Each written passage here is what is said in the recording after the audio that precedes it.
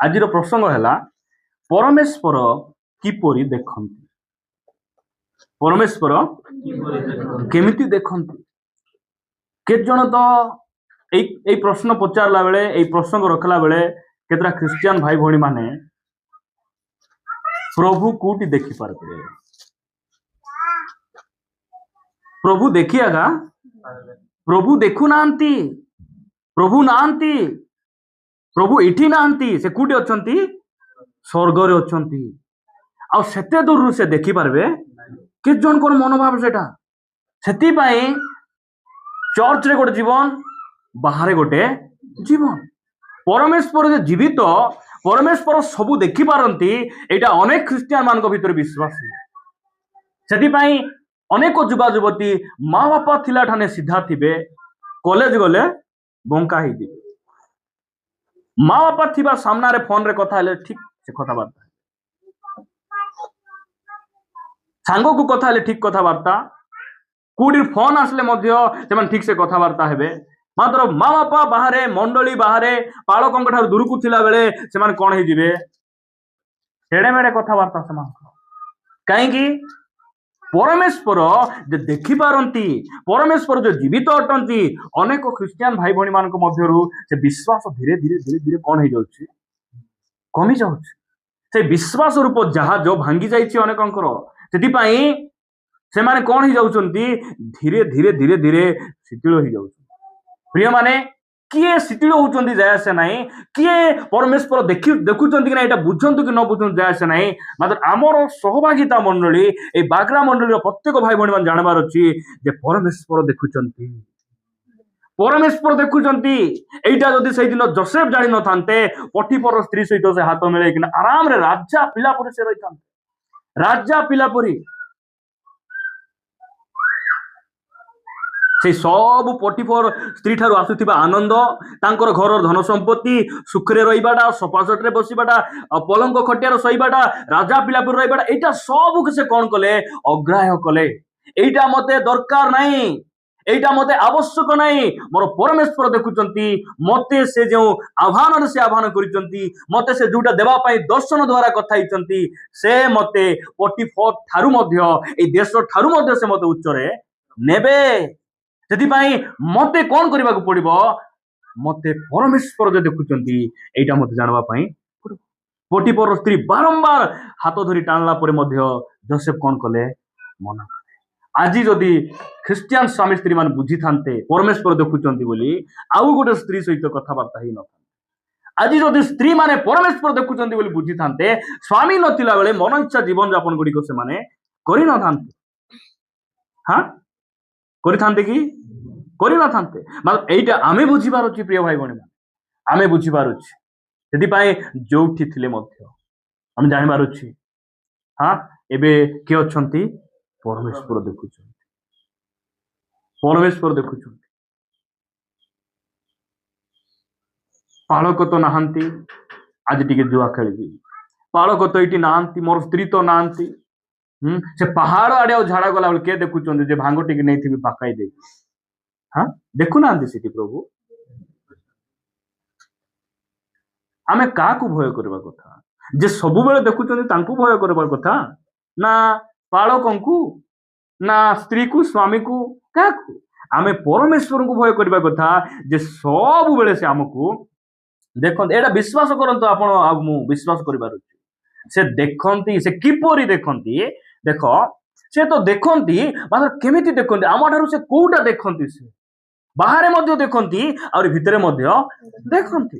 ପଢିବେ, ଏଇଟା ପୁରାତନ ନିୟମରେ ଗୋଟେ ବହୁତ ଗୁରୁତ୍ୱପୂର୍ଣ୍ଣ ବାକ୍ୟ, ବୋଲେ ମହତ୍ୱପୂର୍ଣ୍ଣ ପଦ ମାନଙ୍କ ମଧ୍ୟରୁ ଗୋଟେ ପଦ ହେଲା ପ୍ରଥମ ସାମୁଏଲ 16:7 ମାତ୍ର ସଦାପ୍ରଭୁ ସାମୁଏଲକୁ କହିଲେ, ସଦାପ୍ରଭୁ ସାମୁଏଲକୁ କହିଲେ, କଣ ବୋଲି କହିଲେ? ଏହାର ରୂପ କି ଶରୀରର ଉଚ୍ଚତା ପ୍ରତି ଦୃଷ୍ଟି ନ କର।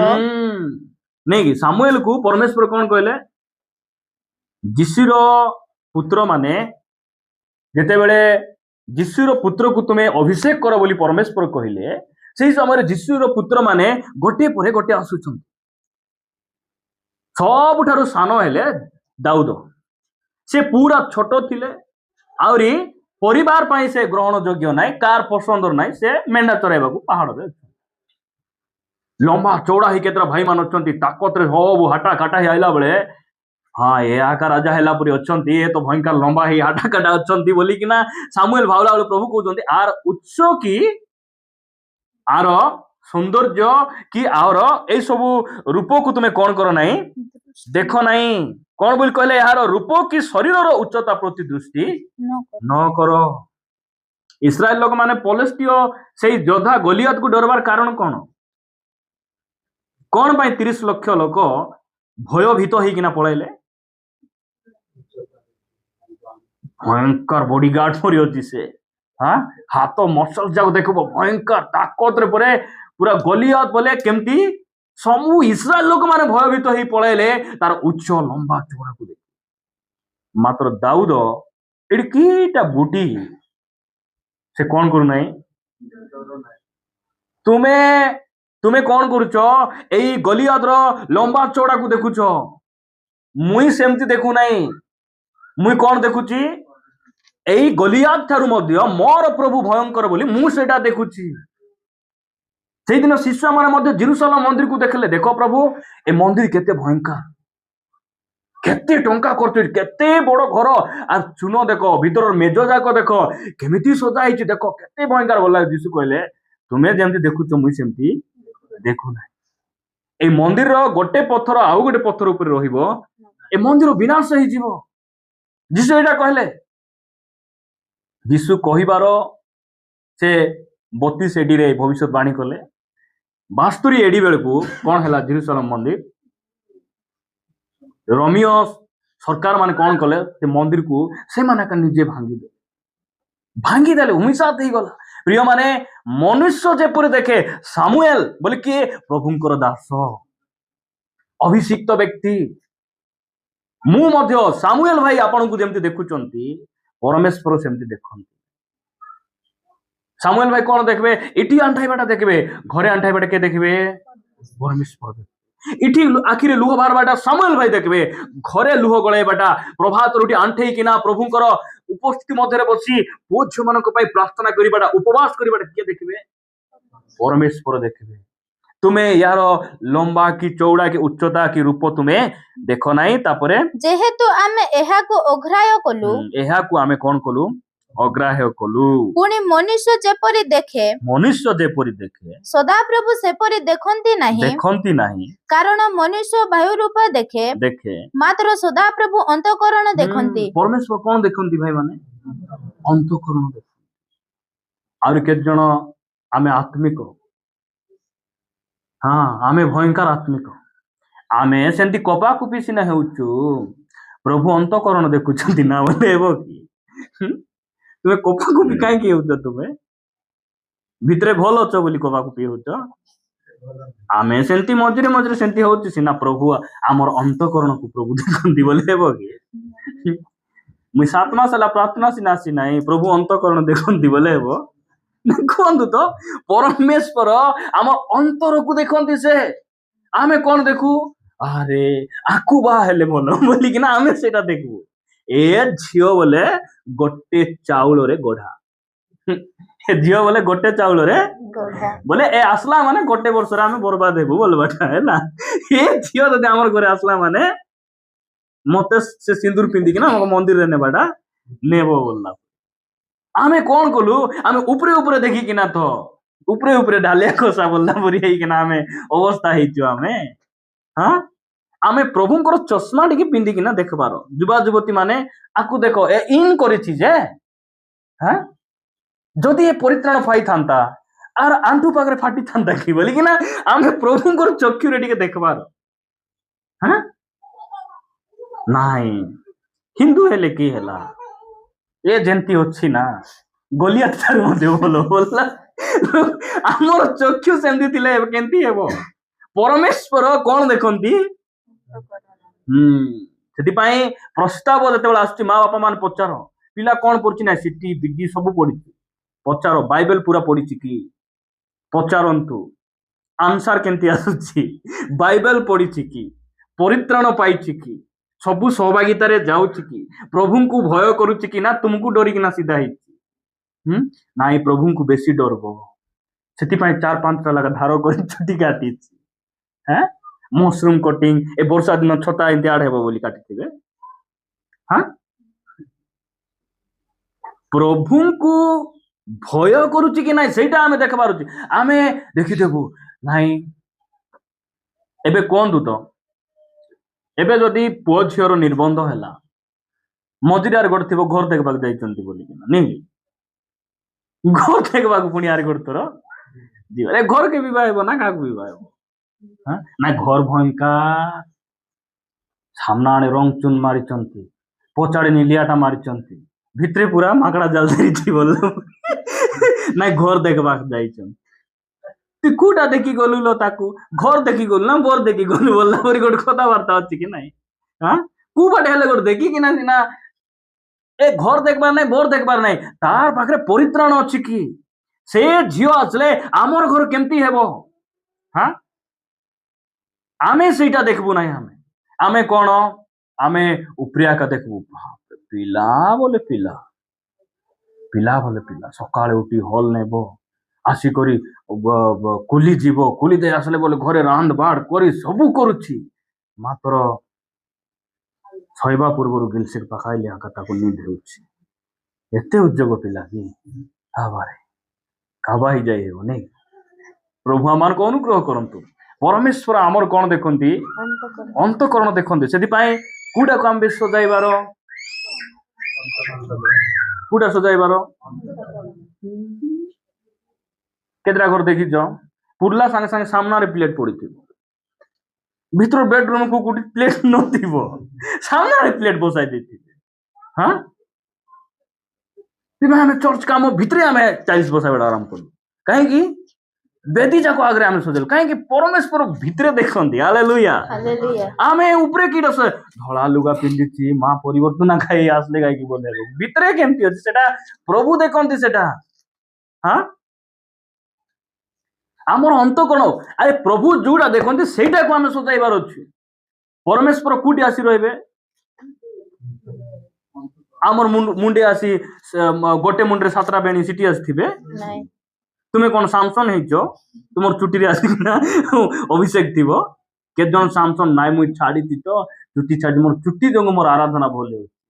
କିଛି ଭଲ ହେଉନାହିଁ, କିଛି ଭଲ ହେଉନାହିଁ। ତୁମେ ଆରାଧକ ନାଅ, ତୁମର କଣ୍ଠ ଭଲ ଅଛି ତ 2ଟା ଗୀତ ଗାଉଛ। ଆରାଧକ ଅଲଗା, ଆହୁରି ଗୀତ ଗାଇବା ଲୋକ, ଗାୟକ ଅଲଗା, ଆରାଧକ ଅଲଗା। ବହୁତ ଲୋକଙ୍କର କଣ୍ଠ ଭଲ ତ ଷ୍ଟେଜରେ ଠିଆ ହେଇ ଗୀତ ଗାଇ ଦେଉଛନ୍ତି। ଆରାଧନା ସେମିତି ନାହିଁ, ସେଟାକୁ ଆରାଧନା ବୋଲି କହିବେ ନାହିଁ। ଜଣେ ଆରାଧନା କଲା, ୱାର୍ସିପ କଲା, ତାପରେ ସୁରେଶ ପ୍ରେମାନଙ୍କୁ ପଚାରିଲେ, ଭାଇ ଆଜି ୱାର୍ସିପ ମୋର ଭଲ ଥିଲା କହ ବୋଲିଲାକୁ ସୁରେଶ ପ୍ରେମାନେ ପଚାରିଲେ, ତୁମକୁ ଆରାଧକ ବୋଲି, ତୁମେ ୱାର୍ସିପର ବୋଲି ତୁମକୁ କିଏ କହିଲେ? ତୁମେ ଆରାଧକ ବୋଲି ତୁମକୁ କିଏ କହିଲେ? ତୁମେ ଗୋଟେ ଗାୟକ, ଭଲ ଗାଉଛ, କିନ୍ତୁ ତୁମେ ଆରାଧନା କରିବା ଲୋକ। ଆରାଧନା ୟାର ସରିଛି, ଭିତରେ ତାଙ୍କୁ ଯୋଉ ରୁମ ରହିବା ପାଇଁ ଦିଆଯାଇଥିବ ସେ ରୁମରେ ଯାଇକିନା କଣ କରୁଛନ୍ତି? ପବଜି ଗେମ୍ ଖେଳୁଛନ୍ତି, ଫ୍ରି ଫାୟାର ଖେଳୁଛନ୍ତି। ସୁରଜ ପ୍ରେମାଣୀ କହିଲେ, ମୋ ଚର୍ଚ୍ଚରେ ଯଦି ତୁମେ ଥାନ୍ତ ତୁମର ଅବସ୍ଥା କଣ ହେଇଥାନ୍ତା? ପ୍ରିୟମାନେ, ପରମେଶ୍ୱର କଣ କରନ୍ତି? ଅନ୍ତଃକରଣକୁ ଦେଖନ୍ତି। ସେଥିପାଇଁ ଆମେ ଅନ୍ତଃକରଣକୁ ଆମେ କଣ କରିବାର? ସଜାଇବାର ଅଛି। ଆମର ଭିତରୀ ଜୀବନ ଆମର ଠିକ ରହିବାର ଅଛି। ଗୀତ ସଂଗୀତା 94 ଗୀତ 9 ଆଉ 10 ପଦ ପଢନ୍ତୁ। ଯେ କର୍ଣ୍ଣ ରୋପଣ କଲେ, ଯେ କର୍ଣ୍ଣକୁ ରୋପଣ କଲେ, ଆମର କାନ, କୁହନ୍ତୁ କାନ। ଏ କାନକୁ କିଏ ରୋପଣ କରିଛନ୍ତି? ଆମେ ନାଇଁ, ଆମେ ରୋପଣ କରିପାରିବୁ, ବର୍ଷା ଦିନ ଆମେ ଗଛ ଲଗାଇ ପାରିବୁ ବୋଲି ଆମକୁ ବୁଦ୍ଧି ଅଛି। ଆମକୁ ଯେ କର୍ଣ୍ଣକୁ ରୋପଣ କଲେ ସେ କି ଶୁଣିବେ ନାହିଁ, ସେ ଶୁଣିବେ ନାହିଁ ବୋଲି ଭାବୁଛୁ ଆମେ? କୁ ବିଶ୍ୱାସୀ ବିରୋଧରେ ଆମେ ଘରେ କଥା ହଉଛୁ, ସେଟା ପ୍ରଭୁ ଶୁଣୁନାହାନ୍ତି? ପାଷ୍ଟର ବିରୋଧରେ ଆମେ କଥା ହଉଛୁ, ପ୍ରଭୁ ଶୁଣୁନାହାନ୍ତି? ମଶାଙ୍କ ବିରୁଦ୍ଧରେ ନିଜର ଭଉଣୀ କଣ କଲେ? କଥାବାର୍ତ୍ତା କଲେ। ମରିୟମ, ମଶା କିଏ? ପ୍ରଭୁଙ୍କର ଅଭିଷିକ୍ତ ବ୍ୟକ୍ତି। ତାଙ୍କ ବିରୁଦ୍ଧରେ କଥାବାର୍ତ୍ତା ହେଲାରୁ କଣ ହେଲା? ହଠାତ୍ ତାଙ୍କର ଦେହରେ କୁଷ୍ଠ ରୋଗ ବାହାରିଲା।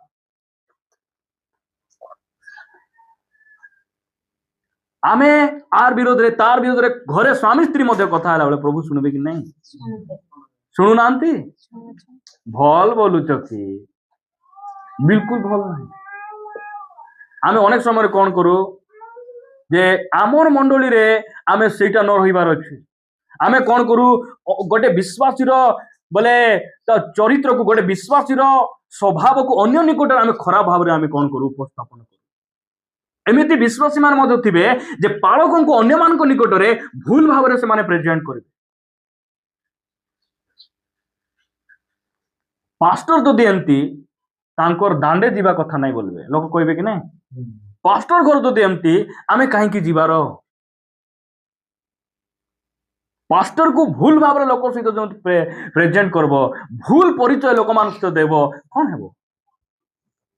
ଲୋକ ପସନ୍ଦ କରିବେ ନାହିଁ। ପ୍ରିୟ ମାନେ ଆମର ପ୍ରଭୁଙ୍କର ସ୍ୱଭାବ ସେଟା ନାହିଁ। ପ୍ରଭୁଙ୍କର ସ୍ୱଭାବ ସେଟା ନାହିଁ। ସେଦିନ ସତ ସେନାପତିକୁ ଯୀଶୁ କହିଲେ ଇସ୍ରାଏଲ ମଧ୍ୟରେ ଆଙ୍କର ପରି ବଡ ବିଶ୍ୱାସ ମୁଇଁ ଦେଖି ନାହିଁ। ସତରେ ସେ ବଡ ବିଶ୍ୱାସୀ ଥିଲେ। ସତରେ ତାଙ୍କ ପାଖରେ କୌଣସି ଦୁର୍ବଳତା ନଥିଲା, ଥିଲା।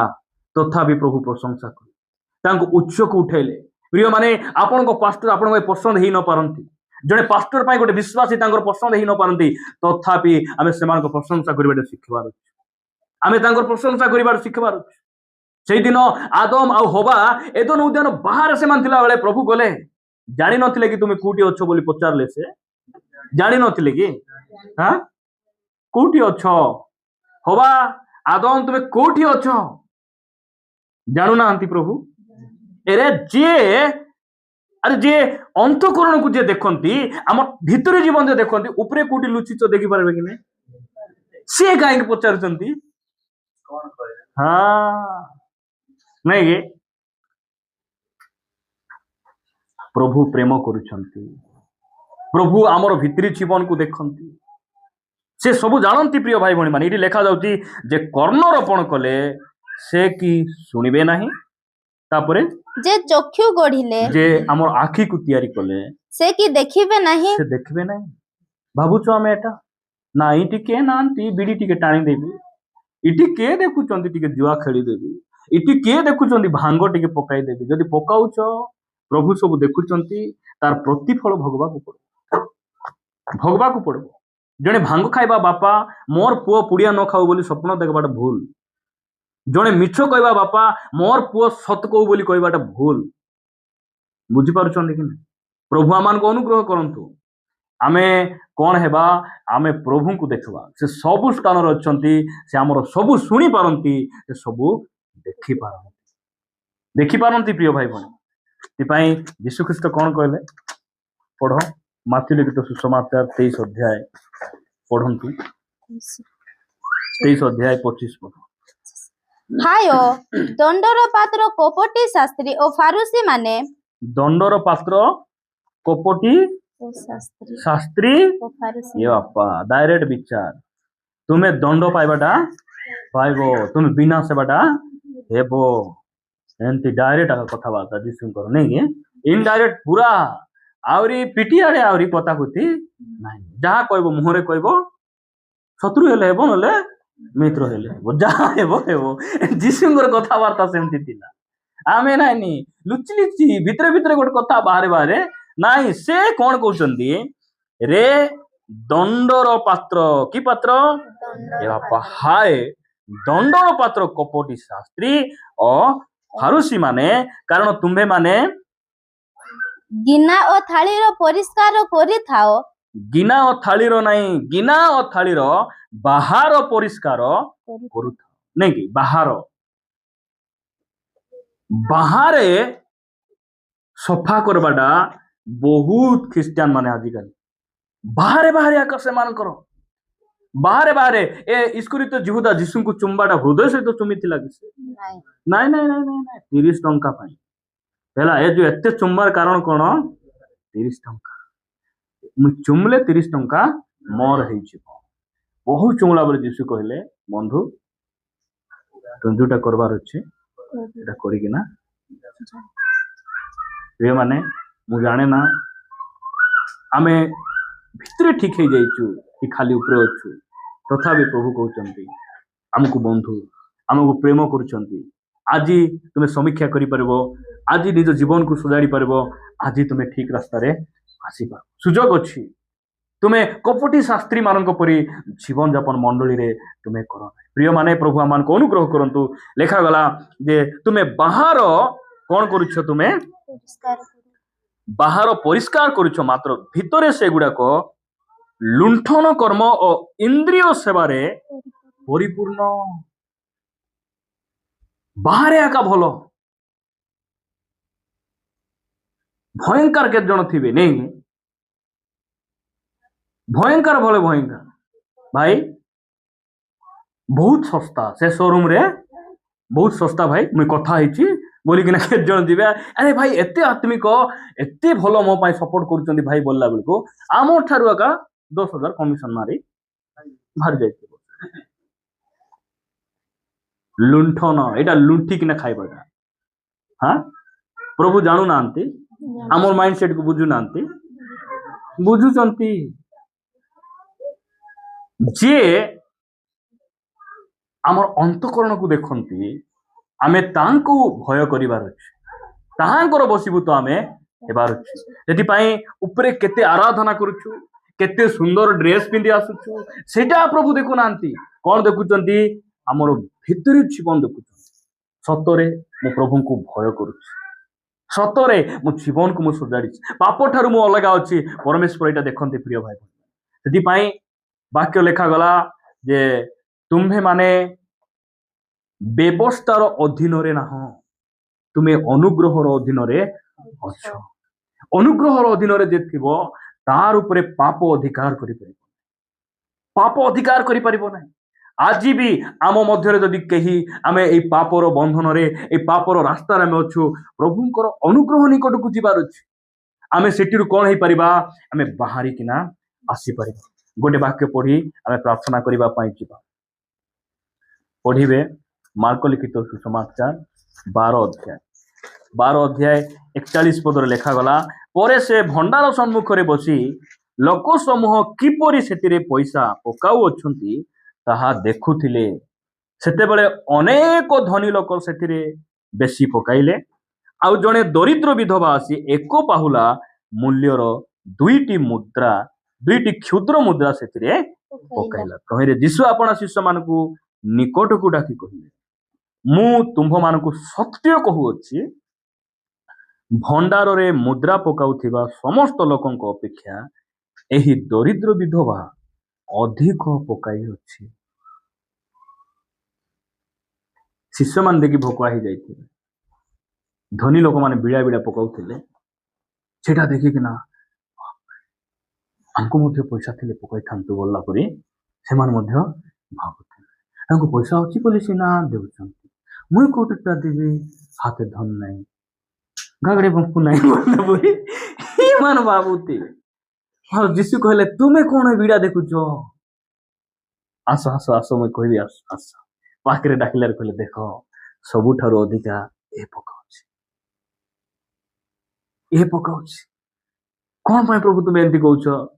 ନାହିଁ, ସେମାନେ ସବୁ ବୁର୍ଲାଟା ଦେଲେ, ଆ ପାଖରେ ଯେତିକି ଥିଲା ସେତିକି ସେ ଦେଇ। ପ୍ରଭୁଙ୍କର ଗୌରବ ହଉ, ଯାହା ଅଛି ତାହା ନେଇକି ପ୍ରଭୁଙ୍କୁ ଦେବାଟା। ଆମେ କଣ କରବୁ? ଏ ଭାଇ ଏତେ ଦାନ ଦେଲେ, ଏ ଭାଇ ସେତେ ଦାନ ଦେଲେ, ତାଙ୍କର ନାଁ ଲେଖିକିନା ଘୋଷଣା କରାହେବ ପୁଲପିଟରୁ, ଏ ଭାଇଙ୍କର ଅଙ୍କ ଦାନ ପାଇଁ ଆମେ ସମସ୍ତେ କରତାଳ ଦେବା। ଏ ତାଳିରେ ଏକା ତାର ଆଶୀର୍ବାଦ ସରିଗଲା, ଉପରେ আর କିଛି ନାହିଁ। ହଁ, ଚର୍ଚ୍ଚ ବିଲ୍ଡିଂ ପାଇଁ ଅନେକ ଭାଇ ଭଉଣୀ ମାନେ ଦାନ ଦେଲେ। କାର ଦାନ କିଏ କିଏ ଘୋଷଣା କରିବାର କିଛି ଆବଶ୍ୟକ? ପରମେଶ୍ୱର କେମିତି ଦେଖନ୍ତି?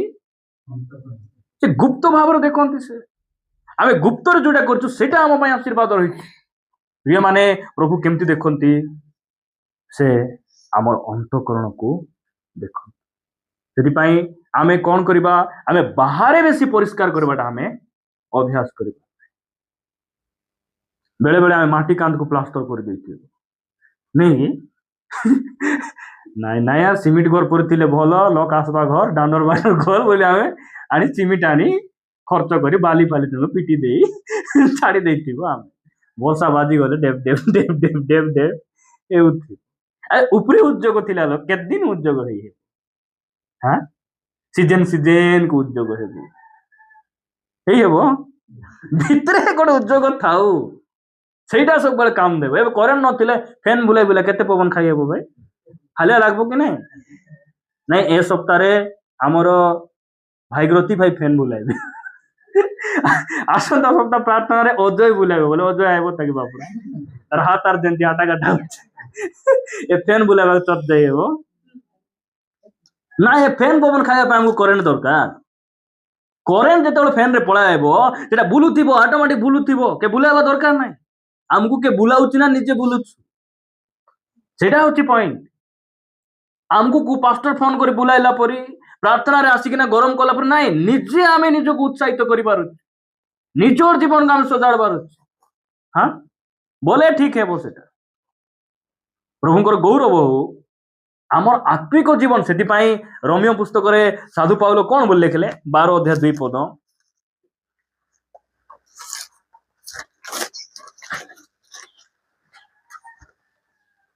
ତୁମ୍ଭେ ମାନେ ଏହି ବର୍ତ୍ତମାନ ଯୁଗର ଅନୁରୂପୀ ହୁଅ ନାହିଁ ତୁମ୍ଭେ ମାନେ ଏଇ ବର୍ତ୍ତମାନ ଯୁଗର ଅନୁରୂପୀ ହୁଅ ନାହିଁ କିନ୍ତୁ ଯେପରି ତୁମ୍ଭେ ମାନେ ଈଶ୍ୱରଙ୍କ ଇଚ୍ଛା କଣ ଅର୍ଥାତ୍ ଉତ୍ତମ ସୁଗ୍ରାହ୍ୟ ଓ ସିଦ୍ଧ ବିଷୟ କଣ ଏହା ପରୀକ୍ଷା କରି ଜାଣିପାର ହଁ ଏଥି ନିମନ୍ତେ ଆପଣା ଆପଣା ମନର ନୂତନୀକରଣ ଦ୍ୱାରା କୋଉଟା ପରିବର୍ତ୍ତିତ ହୁଅ। ନୂତନୀକରଣ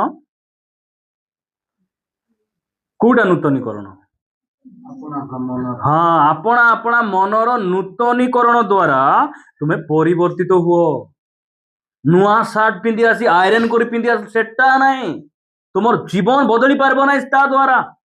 ତୁମର ମନ ଯଦି ନୂଆ ହେଇଯିବ ଉପରେ ମଧ୍ୟ ଅଟୋମେଟିକ ନୂଆ ହେବ। ଯୀଶୁ କହିଲେ ତୁମେ ବାହାରେ ଗିନାକୁ ଧୁଅ ନାହିଁ ଭିତରେ ଯଦି ସଫା କରିଦେବ ନା ବାହାରେ ପାଣି ବାଜି ମଧ୍ୟ ତାର ସିଏ ସଫା ହେଇପାରେ। ବୁଝୁଛନ୍ତି କି ନାଇଁ? ହଁ ସେଥିପାଇଁ ଆମର ଘର ବାନ୍ଧିଲେ ବୋଲେ ବାହାରେ ପ୍ଲେଟ ମାରନ୍ତୁ ନାହିଁ ବାହାରେ ରୁମ ରେ ପ୍ଲେଟ ବସାଇବାର ନାହିଁ ଭିତରେ ଡାବୁଥିଲେ ବସାଇବାର ଭଲ ଥିବ ସେଟା। ବାହାରେ ଆସି ଲୋକ ମାଣ୍ଡିକିନା କାଦ କରିବା ବସାଇଥିବାର କି ଭିତରେ ବସା ବେଡରୁମ ରେ ଭଲ ଥିବ। ଗିନା ଥାଲି ଭିତରେ ଆଗରେ ମାଞ୍ଜିବାଟା ସଫା କରିବା। କେତେ ଜଣ ନାଇଁ ମା ବଢିଆ ଧୋଇଛି ବୋଲି କୋଉ ବୋଲି ଉପରେ ଉପରେ ମାଞ୍ଜି ରଖିଥାଉ କିନା ଭିତରେ ସକୁଡି ଥାଉ ଭଲ କରି ମା ବାପା ଆରି ଗୋଟେ ଥର ମାଞ୍ଜିବେ ସନ୍ଧ୍ୟାରେ ତୁମକୁ ଚଟୁରେ ମାଞ୍ଜିବେ ହେଲା। ଭିତରେ ଯଦି ମାଞ୍ଜିଦେବ ବାହାରେ ପାଣି ବାଜି ବାଜି ମଧ୍ୟ କେତେଟା ମହିଳା ଭିତରେ ପ୍ରଭୁଙ୍କୁ ଭୟ କରିବାଟା ଶିଖିଗଲେ ସେ ଲୋକ କୁଆରି ଏ ଭାଙ୍ଗ କାହିଁକି ଧରିଛୁ ଭାଙ୍ଗ ଛାଡ ସାବଧାନରେ ଠିଆ ହେବୁ କିଛି କହିବା ଦରକାର ନାହିଁ। ଏ ଲୋକର କୁକୁଡ଼ା କାହିଁକି ଧରି ଡାବି ଦେଇଛୁ କିଛି କହିବା ଦରକାର ନାହିଁ। କେତେ ଜଣ କୁକୁଡ଼ା ଡାବି ଦିଏ ଚର୍ଚ୍ଚରେ ସାକ୍ଷ୍ୟ ଅନ୍ୟର କାହାର ଜିନିଷ ଲୋଭ କର ନାହିଁ ଗଲାକୁ ଗୋଟେ ପାଷ୍ଟର କୁକୁଡ଼ା ଡାବି ବାହାରି ଆସିଛନ୍ତି ତାଙ୍କର ସ୍ତ୍ରୀ ପ୍ରାର୍ଥନା ଯାଇ ଯାଇ ଫାଟ ନା ଯାଇ କୁକୁଡ଼ା ମେଲିଦେଲେ। କୁକୁଡ଼ା କାହିଁ ମମି ଡାବିଥିଲା ତୁମେ ତ ପ୍ରଚାର କଲ ଅନ୍ୟ କାହାର ଜିନିଷ ଲୋଭ କରିବାର ନାହିଁ ସେଥିପାଇଁ ମୁଁ ମେଲିଦେଲି। ଘରେ ଆର ଗଣ୍ଡଗୋଳ ପ୍ରିୟ ମାନେ ଆଜି ପରିବାରରେ ସେମାନେ ନିଜକୁ ସଜାଡବାଟା ନାହିଁ ଉପରେ ଉପରେ ଆଗା ଖାଲି ହଁ କେତେ ଜଣ ଉପରେ ଭୟଙ୍କର କୁଣ୍ଡାଇ ଦେଇଥିବେ ଭିତରେ ଉକୁଣି ଯେ ଉକୁଣି କି ଅବସ୍ଥା। ଆମର ଜୀବନ ସେମିତି ହଉ କି ପ୍ରିୟ ଭାଇ ଭଉଣୀ ମାନେ ହଁ ଏଟିଆ ନାମ ଭଲ ଥିବା କି ଘରେ ସ୍ୱାମୀ ଥିଲା ବେଳେ ଆଗ ଭଲ ଥିବା କି ସ୍ୱାମୀ ନଥିଲେ ଏଟା ଭାଜ ସେଟା ଭାଜ କରି ଖାଲି ଖାଇ ଖାଇ ସମୟ ବିତାଇଲେ ହେବ ପ୍ରାର୍ଥନା କରିବାଟା ଭଲ ବାଟ ନାହିଁ। আর যার সহিত মধ্যে ভুলবার যার সহিত মধ্যে বসলে জীবন কেমতি থিব। প্রভু আমাকে অনুগ্রহ করন্তু প্রভু কোটা দেখନ୍ତି ଆମର ଅନ୍ତଃକରଣକୁ ଦେଖନ୍ତି। ସେଥିପାଇଁ ଅନ୍ତଃକରଣକୁ ଆମେ ସଜାଇବା ବେଳେ ବେଳେ ନାହିଁ ଆଜି ନିରଞ୍ଜନ ତୁରୁକୁ ଆସୁଛନ୍ତି ବୋଲେ ଘର ଭୟଙ୍କର ଜଡ଼ା ହେବ କି ନାହିଁ ସଫା ସୁତୁରା ହେଇକିନା ଭୟଙ୍କର ଯୋଉଠି ଥିଲା ମହିଳାଟା ମାନେ ବେଟିକିନା ଘର ଦ୍ୱାର ଭୟଙ୍କର କରିଦେବେ କାହିଁକି किसके लिए ନିଜେ ବୁଝୁଥିବ। ପ୍ରଭୁ ଆମମାନଙ୍କୁ ଅନୁଗ୍ରହ କରନ୍ତୁ।